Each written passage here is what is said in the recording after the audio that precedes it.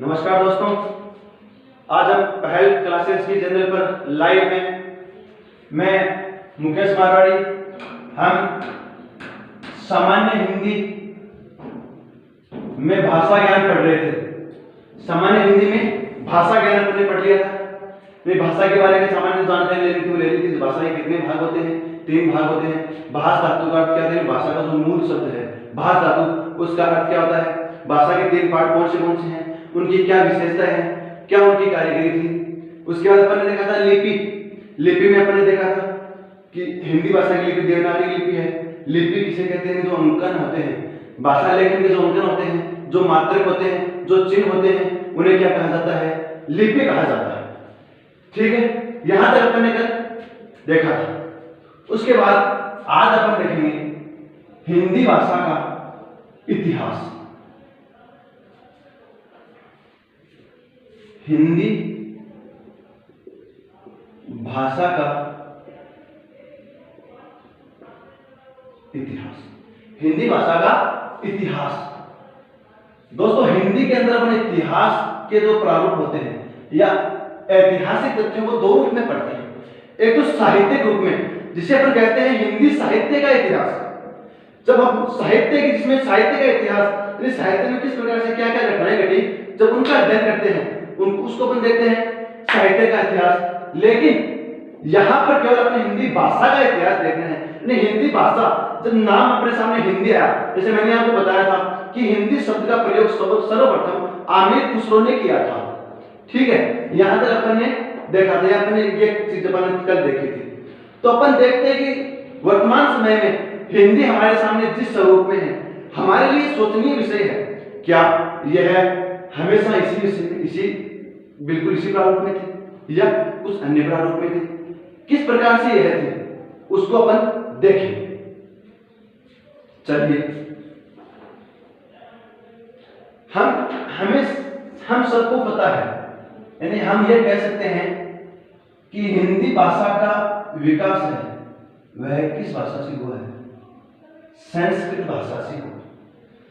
संस्कृत भाषा को क्या कहा जाता है? देव भाषा।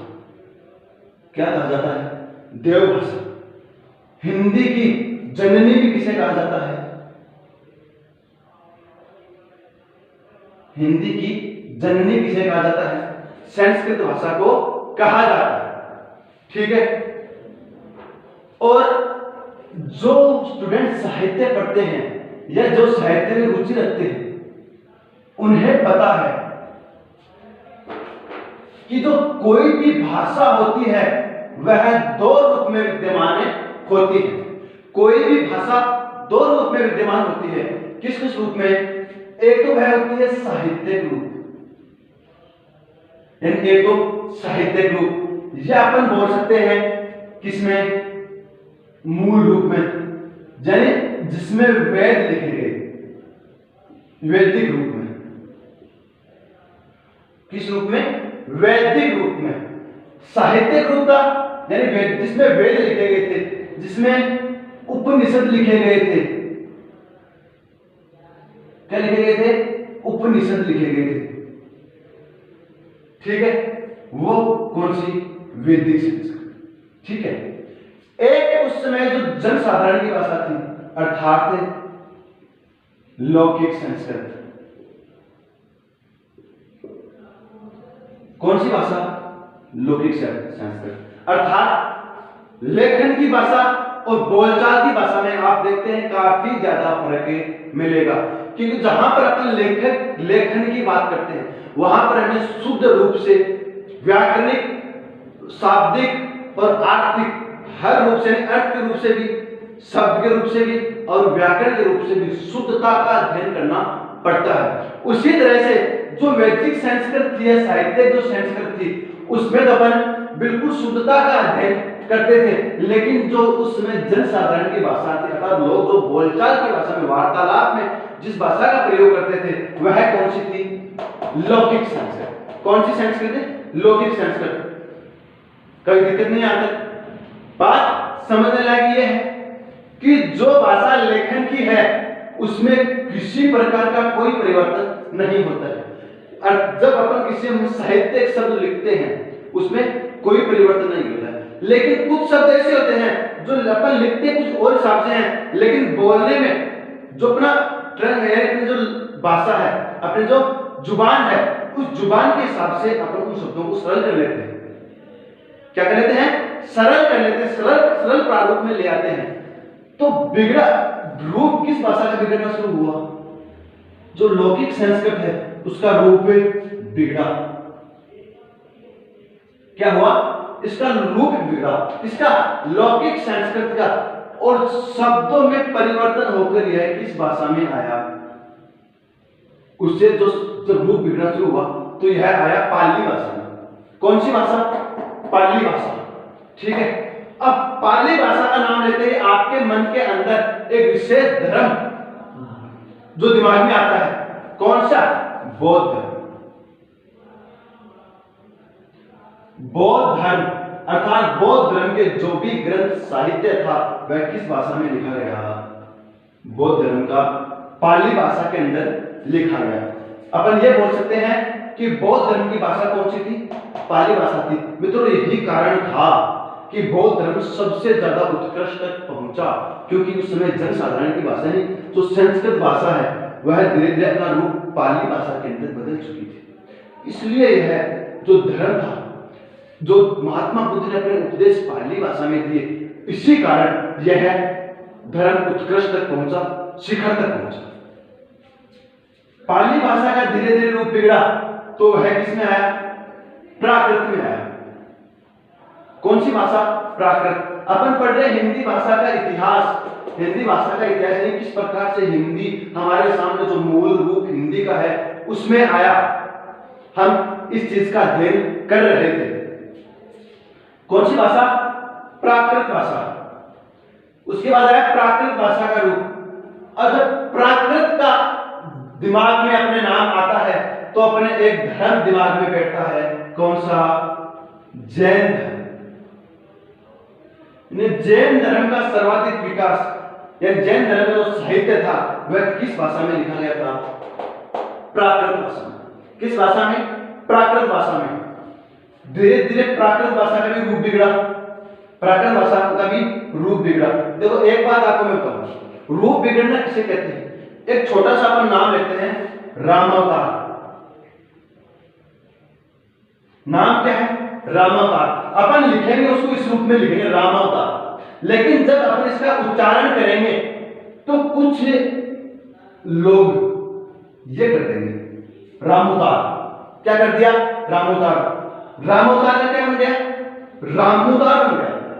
या अपन एक शब्द और लें, शब्द है रामेश्वर। शब्द क्या है? रामेश्वर। लेकिन कुछ अपने उच्चारण की सरलता के कारण इसे क्या कर दिया कुछ लोगों ने? रामेश्वर कर दिया। क्या कर दिया? रामेश्वर कर दिया। देखो, शुद्ध रूप कौन सा था? रामोतार। और रामोतार से क्या बन गया? बिगड़ा हुआ रूप रामोतार बन गया। उसी तरह से यहां पर शुद्ध रूप कौन सा था? रामेश्वर। और रामेश्वर से बिगड़कर क्या बना? रामेश्वर बन गया। ठीक है, उसी तरह से भाषाओं का रूप धीरे धीरे बिगड़ता गया। प्राकृत भाषा का रूप बिगड़ा। प्राकृत भाषा जब टुकड़ों में हुई, अर्थात इसका भी जब विघटन हुआ, तो किस भाषा का जन्म हुआ? अपभ्रंश। कौन सी भाषा आई? अपभ्रंशीय भाषा आई। कौन सी भाषा? अपभ्रंशीय भाषा आई। ठीक है, देखो इसमें एक शब्द आया भ्रंश। भ्रंश का अर्थ क्या होता है? यहां पर देखते हैं हम। भ्रंश का अर्थ है टूटा फूटा। टूटा फूटा। भ्रंश टूटा फूटा। जब किसी चीज में भ्रंश पड़ जाते हैं वही क्या होता है? भ्रंश है, टूटा फूटा। और वही यहां पर अपने टूटी फूटी हिंदी आ गई, इसलिए इसे भ्रंशीय भाषा कहा गया, अपभ्रंशीय भाषा कहा गया। अर्थात अपभ्रंश। अपभ्रंश के बाद किस रूप में विकास हुआ इसका? अपभ्रंश के बाद अपन यानी पूरे अपभ्रंश होते हैं 5 अपभ्रंश: शोरसेनी अपभ्रंश, मागधी अपभ्रंश, अर्धमागधी अपभ्रंश, महाराष्ट्रीय अपभ्रंश, ब्राह्मण अपभ्रंश। अपभ्रंश मूल रूप से 5 होते हैं जिनसे भाषाओं का विकास हुआ है। अपभ्रंश के बाद कौन सी भाषा आई, यानी कौन सा अपभ्रंश आया? सौर सैनिक अपभ्रंश। कौन सा अपभ्रंश? सौर सैनिक अपभ्रंश। खास बात ध्यान रखें, हिंदी भाषा का विकास कौन से अपभ्रंश से हुआ है? सौर सैनिक अपभ्रंश से हिंदी भाषा का विकास हुआ है। यानी अपभ्रंश के बाद कौन सा आया? सौर सैनिक अपभ्रंश। और सौर सैनिक अपभ्रंश के बाद आई खड़ी बोली, या अपन ये बोल सकते हैं खड़ी बोली को अगर मान लो हटा दे, यानी खड़ी बोली हिंदी का ही पूर्व स्वरूप था, हिंदी का ही पूर्व स्वरूप था। अर्थात इसके बाद कौन सी आई? हिंदी भाषा आई। हिंदी भाषा आई किसके बाद? सौर सैनिक अपभ्रंश के बाद हिंदी भाषा आई। बात समझ में आई? अर्थात देव भाषा के रूप में किसे जाना जाता था? संस्कृत भाषा को। कौन सी भाषा को? संस्कृत भाषा को देव भाषा के रूप में जाना जाता था। हर भाषा के 2 रूप होते हैं, हर भाषा के 2 रूप होते हैं। एक तो उसका साहित्यिक रूप होता है। कौन सा? साहित्यिक रूप। एक तो साहित्यिक रूप होता है, यानी जिसमें साहित्य लिखा जाता है, और उसमें साहित्य कौन से लिखे गए? वेद लिखे गए थे, ठीक है, उपनिषद लिखे गए थे, पुराण लिखे गए थे। ये सारे किसमें लिखे गए? संस्कृत भाषा में लिखे गए। और एक तो साहित्यिक रूप होता है और एक उसका होता है लौकिक रूप, यानी जो लोगों के मध्य प्रसारित, लोगों के मध्य जाना जाता है। लोग जिस भाषा में वार्तालाप करते हैं वह कौन सा? लौकिक रूप। विचार यानी शब्द हमेशा लौकिक रूप के बिगड़ते हैं। साहित्य हमें अपने आप में शुद्ध होता है, साहित्य अपने आप में शुद्ध होता है, साहित्य का कभी भी रूप नहीं बदलता है, ठीक है। अर्थात उसके बाद कौन सा आया? लौकिक रूप। कौन सी भाषा का? संस्कृत भाषा का जो लौकिक रूप है, उसी से किसका विकास हुआ? पाली भाषा का। और जब पाली भाषा आई तो हमें एक शब्द ध्यान आता है, बौद्ध धर्म। अर्थात पाली भाषा बौद्ध धर्म था, उसका सारा साहित्य किस भाषा में था? पाली भाषा में था। किस भाषा में? पाली भाषा में उसका सारा साहित्य था। पाली भाषा का धीरे धीरे रूप बिगड़ा तो कौन सी भाषा आई? प्राकृत भाषा। कौन सी? प्राकृत भाषा। प्राकृत भाषा के नाम अपने दिमाग में आते ही अपने एक धर्म विशेष दिमाग में आता है। कौन सा? जैन धर्म। अर्थात जैन धर्म का जो भी साहित्य था वह किस भाषा में लिखा गया? प्राकृत भाषा में लिखा गया। प्राकृत भाषा का धीरे धीरे जो भी रूप बिगड़ा वह अपभ्रंश में आई, अर्थात उसे अपभ्रंशीय भाषा कहा गया। कौन सी? अपभ्रंशीय भाषा। अपभ्रंश यानी भ्रंश का होता है टूटा फूटा, और जब यानी ये अपभ्रंश के अंदर हिंदी किस रूप में आ गई थी? टूटी फूटी रूप में आ गई थी। और जब टूटी फूटी रूप में आ गई थी तो इसका एक टुकड़ा है सौर सैनिक अपभ्रंश। अर्थात अपभ्रंश के 5 भेद हैं, उसको अपन अलग अलग तरीके से देखेंगे। और उसका जो सौर सैनिक अपभ्रंश है उससे किस भाषा का विकास हुआ? हिंदी भाषा का विकास हुआ। यहां तक आप एक बार स्क्रीनशॉट ले लें इसका, उसके बाद अपन देखेंगे इसके जो आगे अन्यतर भाषा किस प्रकार से विकास हुआ, उनका कालखंड क्या है वो देखिए। संस्कृत से बनी है, पाली, पाली से प्राकृत, प्राकृत से अपभ्रंश, अपभ्रंश से सौर सैनिक और सौर सैनिक से अपनी हिंदी। देखिए सबसे पहले कौन सी भाषा थी? संस्कृत भाषा, फिर पाली भाषा, फिर पाली से किस भाषा में गए अपन? प्राकृत भाषा, प्राकृत से अपभ्रंश, अपभ्रंश से सौर सैनिक,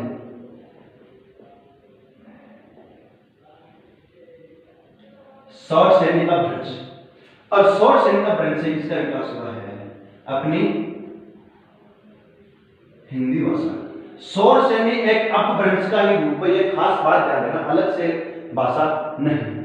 अगर अपन संस्कृत भाषा की बात करें तो यह 1500 ईस्वी पूर्व से लेकर 500 ईस्वी पूर्व तक इसका विस्तार था। कहां तक? 1500 ईस्वी पूर्व से लेकर 500 ईस्वी पूर्व तक। 1500 ईसा पूर्व से लेकर 500 ईसा पूर्व तक कौन सी भाषा? संस्कृत भाषा का विस्तार था।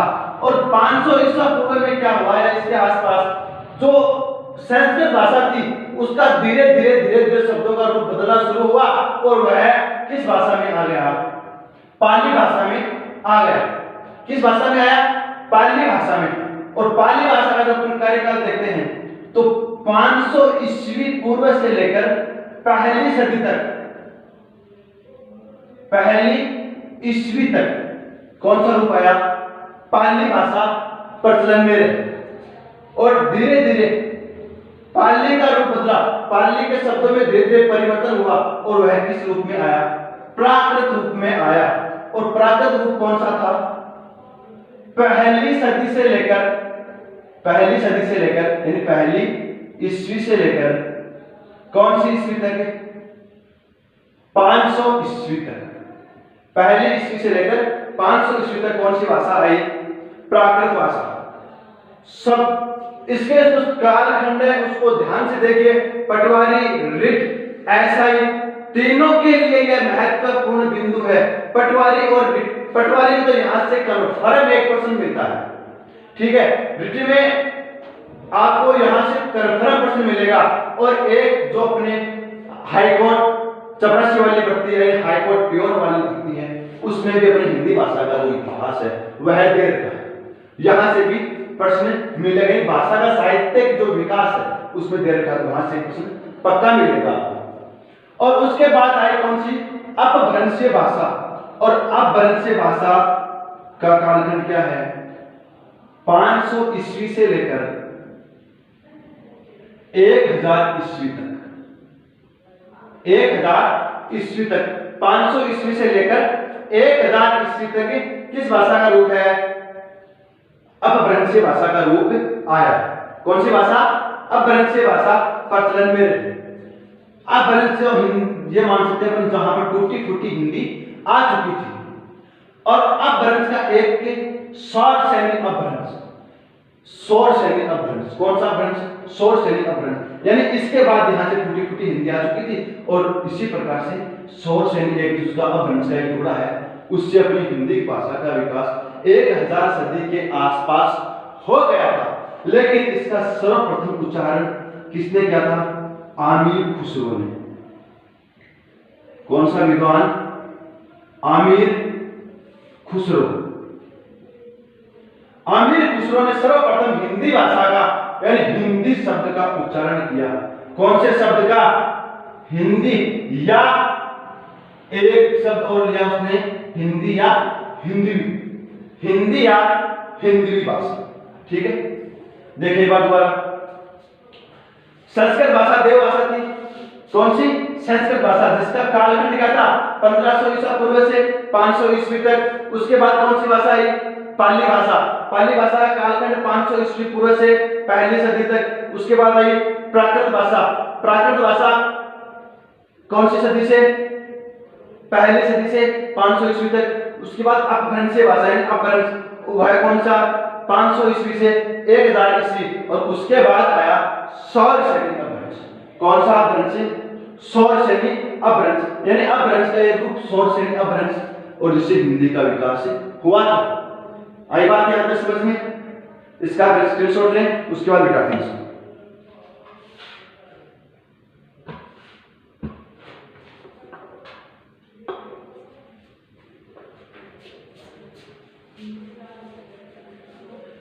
ध्यान रखिए, एक प्रश्न आपको मैं पूछता हूं यहां से कि प्रश्न किस प्रकार से पूछा जाता है और हमें किस प्रकार उसके आंसर तक पहुंचना है। इस बात का हमें खास ध्यान रखना है। अगर मान लो प्रश्न आ जाए हिंदी भाषा का विकास, हिंदी भाषा का विकास हुआ है, हिंदी भाषा का विकास हुआ है। पहला ऑप्शन संस्कृत से, संस्कृत से। जल्दबाजी न करें, एक बार पहले पूरा ऑप्शन देके पूरा प्रश्न पढ़ें, उसके बाद उसका आंसर दें। संस्कृत से। नंबर 2 पाली से। नंबर 3 चलो अपन पाली को यहां से हटा देते हैं। अपभ्रंश से।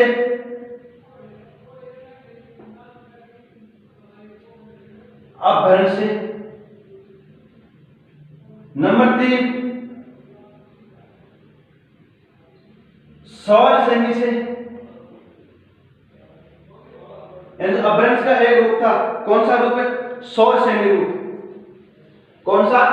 सौर सेनी। सौर सेनी शब्द को देखें, यहां पर दंते सा आएगा, ध्यान के साथ।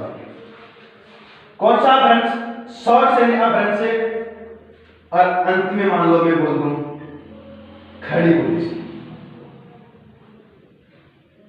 किसे? खड़ी बोली से। तो आप किस उत्तर को करेंगे? सबसे पहले अपन किस में जाएंगे? खड़ी बोली। अगर मान लो खड़ी बोली ऑप्शन में न हो, खड़ी बोली अपने को मिले ही ना, तब अपन क्या करेंगे? सौर सेनी। सौर सेनी मान लो अपने को ऑप्शन में न मिले, उसके बाद अपन कहां जाएंगे? अपभ्रंश की तरफ। क्या उत्तर करेंगे? अपभ्रंश। अपभ्रंश को मान लो ऑप्शन में न हो, तब अपने पास कौन सी हो जाएगी? संस्कृत।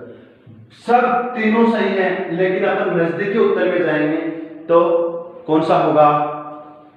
खड़ी बोली, सौर सेनी, अपभ्रंश और संस्कृत। खड़ी बोली का प्रश्न अभी तक पूछा नहीं गया है, लेकिन सौर सेनी से प्रश्न की बात पूछा जा चुका है। इस बात का खास ध्यान रखें, ठीक है।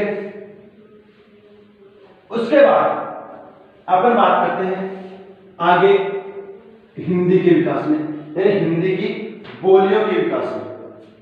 किसके रूप में? यहां तक अपन देख रहे हैं हिंदी का साहित्यिक इतिहास, यानी हिंदी भाषा का जो ऐतिहासिक रूप दृष्टिकोण से हिंदी भाषा का क्या दृष्टिकोण है वह अपन देख रहे हैं। अब देखिए हिंदी के विकास में अपन क्या करते हैं? जो हिंदी की जो बोलियां हैं उन्हें 5 खंडों में विभाजित करते हैं। कितने में? 5 खंडों में। 1 3 4 कितने खंडों में विभाजित करते हैं? 5 खंडों में। एक है पश्चिमी हिंदी। कौन सी? पश्चिमी हिंदी। कौन सी हिंदी? पश्चिमी हिंदी। नंबर 2 पर अपन देखेंगे पूर्वी हिंदी। कौन सी? पूर्वी हिंदी या पूर्वी बोलियां। नंबर 3 पर अपन देखेंगे राजस्थानी। कौन सी? राजस्थानी। नंबर 4 पर अपन देखेंगे पहाड़ी। कौन सी? नंबर 4 पर है पहाड़ी हिंदी। और नंबर 5 पर कौन सी है? बिहारी। नंबर 5 पर कौन सी? बिहारी हिंदी या बिहारी बोली। ठीक है, कोई दिक्कत यहां तक? अब देखो यहां से भी एक चीज और देखो, जो अपने अलग अलग खंडों में बंद करते हैं अपने को, खास ध्यान रखें। यहां पर मैं आपको फिर बता रहा हूं, हिंदी भाषा को रटा नहीं जा सकता। अगर जब अपन समझेंगे तभी अपने यह दिमाग में बैठेगी, वरना यह जो हिंदी भाषा का इतिहास है वह आपको कोचिंगों में काफी कम पढ़ाने को मिलेगा। यह आप खास बात ध्यान रखना, ठीक है। आपको जो ऑफलाइन क्लासें हैं वहां पर काफी कम मिलेगा, क्योंकि यह बच्चे यह मानते हैं कि यह एक बोरिंग सब्जेक्ट है। लेकिन अगर अपन इसको समझ कर पढ़ेंगे तो यह बिल्कुल भी बोरिंग सब्जेक्ट नहीं है। बात समझ में आई यहां तक? चलो देखते हैं।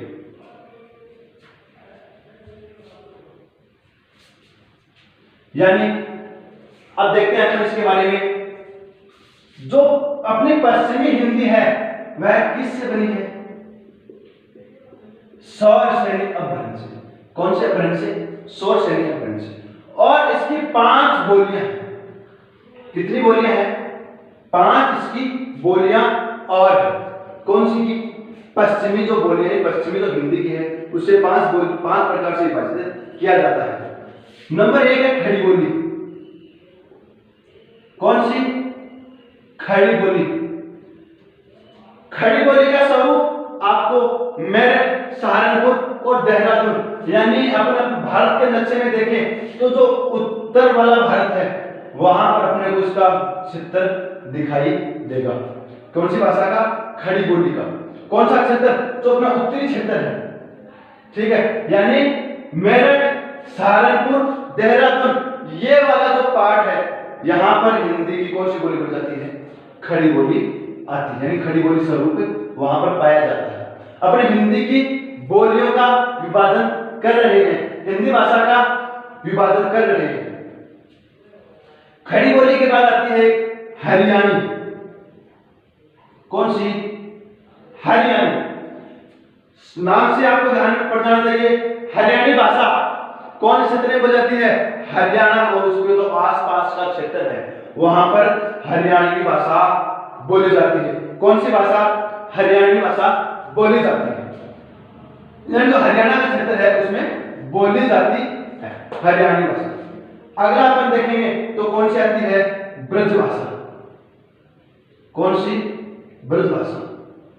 खास बात यहां से एक प्रश्न आप में साहित्य वाले छात्रों को बता दूं, यानी ब्रज भाषा का ब्रज भाषा का नाम आते ही अपने दिमाग में एक शब्द आता है श्री कृष्ण। कौन? भगवान कृष्ण, जिनका पूरा साहित्य लगभग अपने बोल सकते हैं अधिकांश साहित्य किस भाषा में लिखा गया है? कृष्ण संबंधित ब्रज भाषा में लिखा गया है। इसी कारण इसे बोली न बोलकर क्या बोला जा रहा है? भाषा है, बोला जा रहा है। क्या ये? हिंदी की बोलियां हैं, लेकिन इस पे साहित्यिक दृष्टि से बहुत ही बड़ा इसका रूप है। इस कारण इसे भाषा न बोलकर, सॉरी बोली न बोलकर क्या बोला जाता है? भाषा ही नाम इसके आगे जुड़ गया है, ठीक है। उसके बाद कौन सा आता है? बुंदेलखंडी, यानी बुंदेली। कौन सी भाषा? बुंदेली भाषा। बुंदेली भाषा का क्षेत्र कौन सा है? आपने सुभद्रा कुमारी चौहान की एक कविता पढ़ी होगी कि बुंदेलखंड के हर कोनों से हमने सुनी कहानी थी, खूब लड़ी मर्दानी वो तो झांसी वाले रानी थी। अर्थात बुंदेलखंड का नाम आते ही अपने सामने झांसी और उसके जो आसपास का क्षेत्र है, झांसी, ग्वालियर और उसके जो आसपास का क्षेत्र है वह आता है। ग्वालियर, झांसी, ग्वालियर और उसके जो आसपास का जो भी क्षेत्र है वह उसमें आ जाता है। किसमें? बुंदेली में। और बुंदेली के बाद अपना कौन सा आता है? एक अपनी रह गई कन्नौजी। कौन सी? कन्नौजी। कन्नौजी भाषा है जो कन्नौज क्षेत्र है, मध्य प्रदेश का जो रीवा, उन्नाव और कन्नौज का जो क्षेत्र है उस भाषा में कौन सा बोली जाती है? कन्नौजी भाषा बोली जाती है। उन्नाव जो क्षेत्र है, जो कन्नौज का क्षेत्र है, वहां पर कौन सी भाषा? कन्नौजी भाषा बोली जाती है। आइए समझ में बात। यह हो गया इसका खंड। कौन सी का? पश्चिमी हिंदी का। पश्चिमी हिंदी का अपभ्रंश कौन सा? सौरसेनी। पश्चिमी भाषा का विकास किस अपभ्रंश से हुआ? सौरसेनी अपभ्रंश से।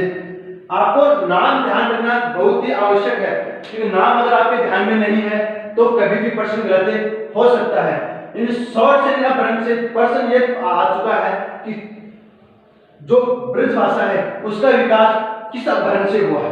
ब्रज भाषा का विकास किस अपभ्रंश से हुआ है? सौरसेनी अपभ्रंश से इसका विकास हुआ। अगली भाषा कौन सी आती है? पूर्वी। कौन सी हिंदी? पूर्वी हिंदी। पूर्वी हिंदी के अंदर सबसे पहले अपनी भाषा एक बोली आती है अवधी। कौन सी बोली? अवधी बोली। जैसे ही नाम अपने दिमाग में अपने को अवधी नाम सुनने में आता है, एक जो राम साहित्य है, जो राम भक्ति का साहित्य है, वह अधिकांश किस भाषा में लिखा गया है? अवधी भाषा में लिखा गया है। अर्थात अवध और उसके जो आसपास का क्षेत्र है, इलाहाबाद, जिसे अपन खास तौर से बोल सकते हैं। कौन सा? इलाहाबाद, जिसे वर्तमान में प्रयागराज के नाम से जाना जा रहा है, क्योंकि इसका नाम इसका बदल दिया गया है, इलाहाबाद से प्रयागराज से कर दिया गया है। राम भक्ति के लिए अवधी भाषा मुख्यतः है काम में आती है। उसके बाद अगली भाषा कौन सी है? बघेली। कौन सी? बघेली भाषा। कौन सी? बघेली भाषा। कौन सी पढ़ रहे हैं अपन? पूर्वी हिंदी पढ़ रहे हैं। पहली भाषा आती है जिसमें राम साहित्य यानी इलाहाबाद और उसके आसपास का जो क्षेत्र है, अवध, इलाहाबाद और उसके जो आसपास का क्षेत्र है, उत्तर प्रदेश का जो क्षेत्र है, वहां पर अवधी भाषा अपने को देखने को मिलती है।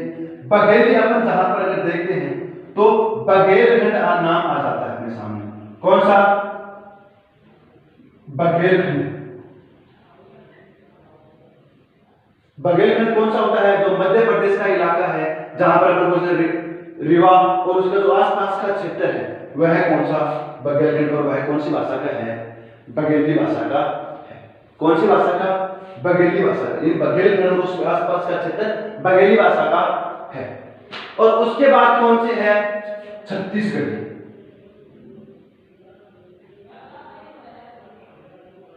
छत्तीसगढ़ी नाम से पता चल रहा है कौन से क्षेत्र में बोली जाती है? छत्तीसगढ़ में बोली जाती है। देखो, पश्चिमी हिंदी के कितने भाग थे? 5। पूर्वी हिंदी के कितने भाग हैं? 3। राजस्थानी, पहाड़ी और बिहारी, ये तीनों थे। पूर्वी हिंदी के अवधी बोली, बघेली और छत्तीसगढ़ी, ये 3 भागों में इसकी बोलियों को बांटा जाता है। बात समझ में आई यहां तक? ठीक है। उसके बाद आप अगला अपना कौन सा है? राजस्थानी बोलियां। तो छत्तीसगढ़ को इस साइड रख देते हैं, इसे अपना आगे वाला न करें।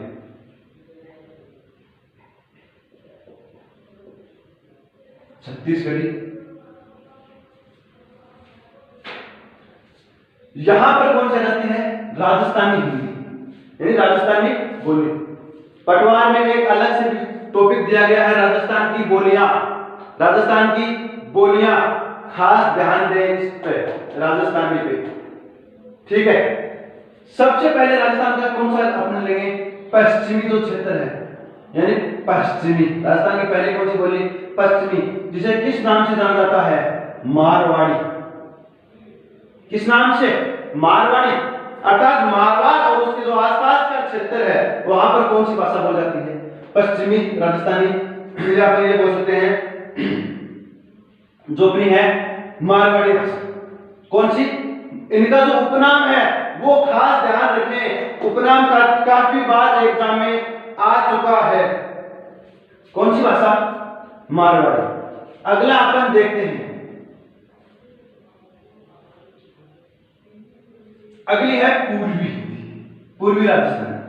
पूर्वी राजस्थानी, जिसे जयपुरी भी बोला जाता है। कौन सी?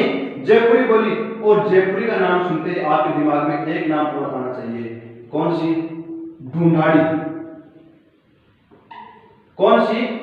ढूंढाड़ी, यानी ढूंढाड़ क्षेत्र बोला जाता है जयपुर को। जयपुर और उसका आसपास का क्षेत्र है उसे क्या बोला जाता है? ढूंढाड़ क्षेत्र। कौन सा क्षेत्र? ढूंढाड़ क्षेत्र। और उसी के नाम से कौन सी है? ढूंढाड़ी भाषा। ठीक है। अगला अपने आता है उत्तरी। कौन सा क्षेत्र? उत्तरी क्षेत्र। और उत्तरी क्षेत्र में कौन सा आ गया? मेवात क्षेत्र आ गया। कौन सा? अपन बोलते हैं उत्तरी क्षेत्र, यानी उत्तरी राजस्थानी। उत्तरी का नाम आते ही अपने जो मेवात यानी अलवर, भरतपुर, वो वाला क्षेत्र है मेवाती। उत्तरी को अपना क्या नाम से बोलते हैं? मेवाती के नाम से बोलते हैं। किस नाम से? मेवाती। मेवाती यानी मेवात क्षेत्र का नाम आते अलवर, भरतपुर और उसके जो आसपास का क्षेत्र है वह किस नाम से जाना जाता है? मेवात क्षेत्र से जाना जाता है। और उसके बाद अंतिम अपनी कौन सी रह गई? तो राजस्थान से 4 भागों में विभाजित किया जाता है। अंतिम अपनी कौन सी रह गई? तीनों भाषा आ गई और अंतिम भाषा कौन सी है? दक्षिणी, यानी दक्षिणी राजस्थानी। और दक्षिण का नाम आते कौन सा क्षेत्र आ गया? मालवा का जो क्षेत्र है। कौन सा क्षेत्र? मालवा का जो क्षेत्र है वह आता है। और इसी कारण इसे एक नाम से और दक्षिणी के अलावा मालवी भी बोला जाता है। मालवी राजस्थानी। और मालवा का क्षेत्र कौन सा है? इंदौर और उसका जो आसपास का क्षेत्र है वह कौन सा है? मालवा का क्षेत्र है। बात समझ में आई? मालवी। यानी इंदौर, भरतपुर, देवास, उसका जो क्षेत्र वह कौन सा है? मालवा का क्षेत्र। दोबारा देखें एक बार, राजस्थानी, एक तो पहले इसमें कौन सी? पश्चिमी राजस्थानी, ये जो राजस्थान के पश्चिमी भाग में बोली जाती है वह कौन सी? पश्चिमी राजस्थानी। जो राजस्थान के पूर्वी भाग में बोली जाती है वह पूर्वी राजस्थानी, और राजस्थान के उत्तरी भाग में बोली जाती है वह उत्तरी राजस्थानी, और जो राजस्थान के दक्षिणी भाग में बोली जाती है वह दक्षिणी राजस्थानी के नाम से जाना जाता है। पश्चिमी राजस्थानी किस नाम से जानी जाती है? मारवाड़ी के नाम से, इसमें जोधपुर, बीकानेर, बाड़मेर, उसके जो आसपास का जो क्षेत्र है वह आ जाता है। अगले आते हैं पूर्वी। पूर्वी में कौन सा आता है? तो जयपुर और उसके आसपास का जो क्षेत्र है, ढूंढाड़ क्षेत्र जिसे नाम से जाना जाता है, वह कौन सा आ गया? जयपुरी भाषा के तहत आ जाते हैं। अगला कौन सा है? उत्तरी। उत्तरी भाषा में कौन सा आता है? मेवात क्षेत्र, यानी अलवर, भरतपुर, उसके जो आसपास का क्षेत्र है वह कौन सा आता है? उत्तरी क्षेत्र। और अंतिम कौन सा है? दक्षिणी राजस्थानी, अर्थात राजस्थान का दक्षिणी भाग किसमें आ जाता है? मालवा, जिसे अपन किस नाम से जानते हैं? मालवा के नाम से भी जाना जाता है। वह कौन सी हो जाएगी? कौन सी अपन बोल सकते हैं? दक्षिणी राजस्थानी, या अपन इसे बोल सकते हैं मालवी भाषा। तब भोपाल, देवास और उसका भोपाल, देवास और उस इंदौर के आसपास का जो क्षेत्र उसे मालवा के नाम से जाना जाता है, और वही क्रिया बोल जाती है मालवी। अगला अपना कौन सा है? पहाड़ी हिंदी। कौन सी हिंदी? पहाड़ी हिंदी। देखिए, पहाड़ी हिंदी को मुख्य रूप से दो भागों में बांटा जाता है। कितने भागों में? दो भागों में बांटा जाता है। ठीक है, एक तो इसमें कौन सी आती है?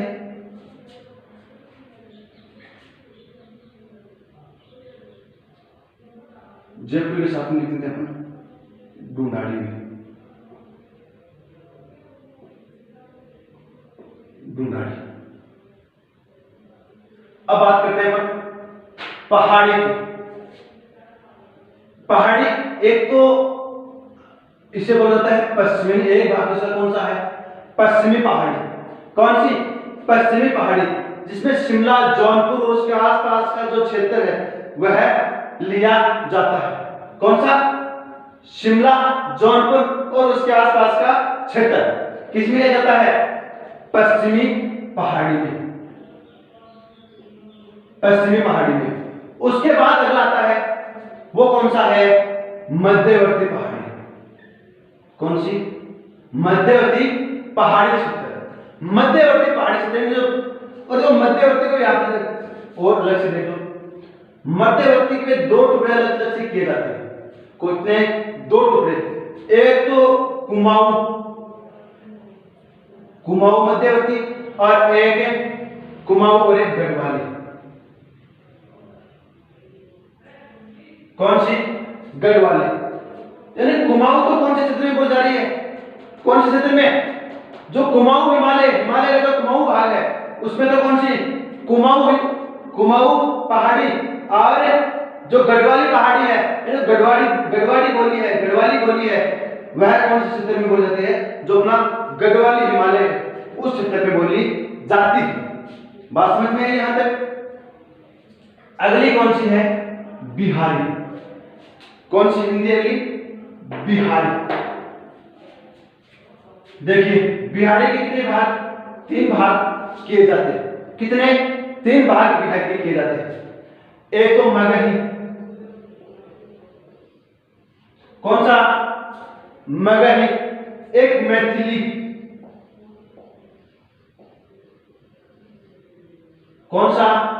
मैथिली। और एक आता है भोजपुरी।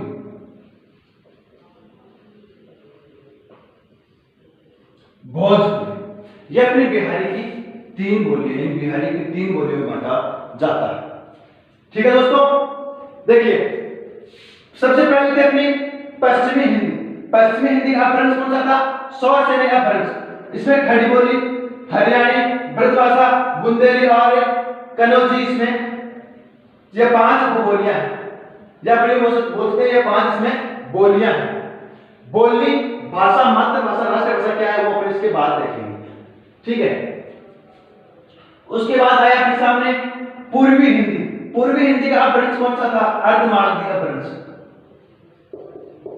अर्धमागधी अपभ्रंश। अर्धमागधी अपभ्रंश। कौन सी का? पूर्वी का। कौन सी भाषा का? पूर्वी का कौन सा था? अर्धमागधी अपभ्रंश। अर्धमागधी। अगली कौन सी है? राजस्थानी। राजस्थानी का कौन सा है? पहले अपना पूर्वी हिंदी देख रहे थे। पूर्वी हिंदी में अवधी, बघेली और छत्तीसगढ़ी तीन इसकी बोलियां हो गई, तीन इसकी बोलियां होगी। अगला है राजस्थानी। अगर राजस्थान का क्षेत्र है उसके आसपास का जो क्षेत्र है इसमें वो लिया जाता है, जिसमें पश्चिमी, पहले कौन सी आती है? पश्चिमी, जिसे किस नाम से जाना जाता है? ये राजस्थानी का जो अपभ्रंश है भी कौन सा था? सौर सैनिक अपभ्रंश था। कौन सा अपभ्रंश? सौर सैनिक अपभ्रंश। सौर सैनिक शब्द देखिए, पहली बार कुछ शुद्ध हो ऐसे हो गया था शायद ये यहाँ पर ये हथाले में से यही लिखा था, लेकिन यहाँ पे शुद्ध रूप कौन सा हो गया? दंते से आएगा। ये सौर सैनिक अपभ्रंश किसका विकास हुआ? राजस्थानी का, जिसमें पहली तो कौन सी? मारवाड़ी, दूसरी पूर्वी जिसे जयपुरी या ढूंढाड़ी भी कहा जाता है, अगली मेवात जो मेवात क्षेत्र में, और मालवी जिसे दक्षिणी भी कहा जाता है। ये चार कौन सी अपने राजस्थान की बोलियां हो गई। अगली है पहाड़ी। पहाड़ी का अपभ्रंश कौन सा है? सौर सैनिक अपभ्रंश है। कौन सा? सौर सैनिक अपभ्रंश, जिसमें मुख्य रूप से दो प्रकार की पहाड़ी होती है, एक तो पश्चिमी पहाड़ी और एक मध्यवर्ती पहाड़ी। पश्चिमी पहाड़ी में अपन ने देखा था कि जौनपुर का इलाका है वो, और एक शिमला का इलाका है वो इसमें आता है। कौन सी में? पहाड़ी में। और मध्यवर्ती में कुमाऊं हिमालय का जो टुकड़ा है तो वो एक गढ़वाली, दो अलग नाम से जाना जाता है। कुमाऊं पहाड़ी और गढ़वाली पहाड़ी इन नाम से भी इसे जाना जाता है। और अगला कौन सा है? बिहारी, जिसका अपभ्रंश कौन सा है? मागधी अपभ्रंश। कौन सा है? मागधी अपभ्रंश बिहारी भाषा का है, जिसमें पहली भाषा है मगही, फिर मैथिली और भोजपुरी। ये अपने जो भाषा की बोलियां है उनका चार्ट है। एक बार आप इसका स्क्रीनशॉट लें, इसके बाद अपन आगे देखते हैं। ठीक है दोस्तों, बाकी अपन इसके बाद अगले वीडियो में देखेंगे कि जो किस प्रकार से अब बोली किसे कहते हैं, भाषा क्या है, मातृभाषा क्या है, राष्ट्रभाषा क्या है, राजभाषा क्या है, ये और जो हिंदी का, यानी ये जो अपना हुआ है हिंदी का केवल ऐतिहासिक दृष्टिकोण। कौन सा? सिर्फ ऐतिहासिक दृष्टिकोण हुआ है ये। इसके बाद अपन देखेंगे कि राजनीतिक दृष्टिकोण, उसके बाद भौगोलिक दृष्टिकोण, ये तीन और देखेंगे। दोस्तों अभी तक हम इतिहास के यानी हिंदी भाषा के इतिहास में चल रहे हैं। इसके बाद व्याकरण में अभी तक अपन प्रवेश नहीं हुए। व्याकरण में प्रवेश होने से पहले एक या दो क्लास अपनी और होंगी। यह खास आपको देखना है क्योंकि यहां से काफी ज्यादा प्रश्न पूछे जाते हैं। ठीक है दोस्तों, अगले वीडियो में दोबारा मुलाकात होगी। आप इस वीडियो को ज्यादा से ज्यादा लाइक करें, सब्सक्राइब करें और अपने दोस्तों के साथ शेयर करें, जिससे यह जो अपनी जानकारी है अपनी हिंदी भाषा का विकास हो सके, अपने जो लोगों के जहन तक पहुंच सके। ठीक है, अगली वीडियो में दोबारा मुलाकात होगी। तब तक जय हिंद, जय भारत।